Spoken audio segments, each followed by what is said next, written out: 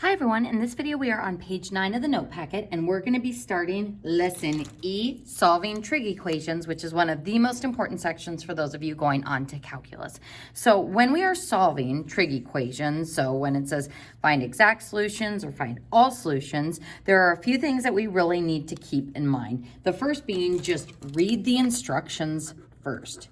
So read the directions, and folks, this not only goes to the My Math Lab, but also to the written homework as well. Read the directions carefully. On part A, it says the interval for which you are finding the solutions. So if we are told to find all solutions, or if we aren't given an interval on which to find those solutions, then that means we want to find the coterminal solutions as well. And coterminal means we find the angles within one rotation of the unit circle, and then we add 360, or we add 2 pi, or subtract 360 and subtract 2 pi an infinite amount of times to represent all possible solutions. So how we represent this is we define a variable k to be equal to z, which stands for all of the integers, which would be -2, -1, 0, 1, 2, yeah, dot, dot. So the set of all integers is how we define k. So then when we go to state our solutions, we add 360k, or we add 2 pi k to our final answer. And because k is defined as integers, which includes both the positives and the negative whole numbers, this is going to represent all coterminal solutions, because this could be positive 360, or if we multiply it by -1, it could be negative 360. So when we are told to find all solutions with no interval, that means we are looking for the coterminal solutions. Now, folks, on your work, on the test, and on your homework, I'm going to be very picky that you define what k is equal to. So k needs to be set equal to z. Calc teachers are picky about this as well. So I'll be looking for this in your test work and also on the homework. Then, with your solutions, you'll be specifically adding that notation to each of your answers. Our next item we need to be careful about when we are stating our answers is, should the solutions be in radians or degrees? So unit consistency is very important. And oftentimes we'll be able to tell the units just based on the interval. So for example, on this one, we are told that x is between 0 and 360 degrees.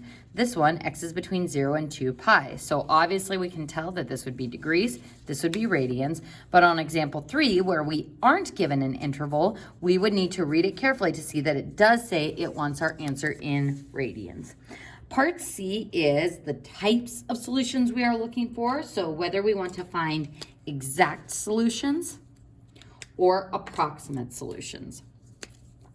So exact solutions means use your unit circle and leave your answers in terms of square roots and pi where appropriate. So exact means you should be able to find your answers using your unit circle. Now, approximate means that whatever we're looking for is not going to be on the unit circle. So we're going to use our calculator, but remember, your calculator will only give you one solution when there might be multiple solutions. So we kind of talked about this a little bit in the previous chapter, where your calculator is limited to finding usually quadrant 1 angles, but a better word to describe that is your calculator will generate the reference angle.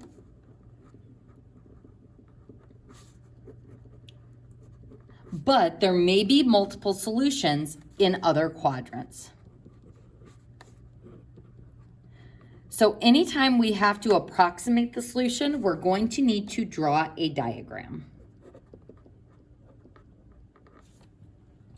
to help us out.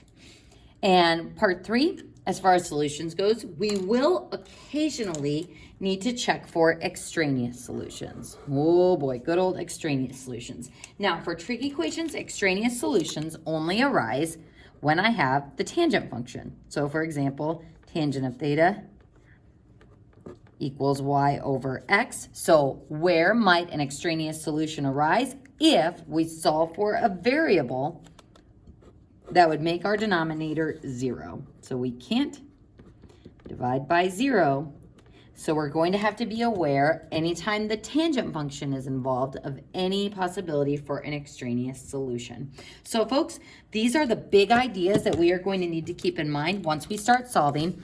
It seems like a lot, well, because it is, but we're going to be spending about 3 days just on solving to help you get the hang of all of the details that go along with solving and the actual logistics for how to go about doing it, whether factoring or using a GCF, how to use your calculator. So the practice aspect of this is very important. So the notes, the homework, and then that extra solving packet that we will be doing.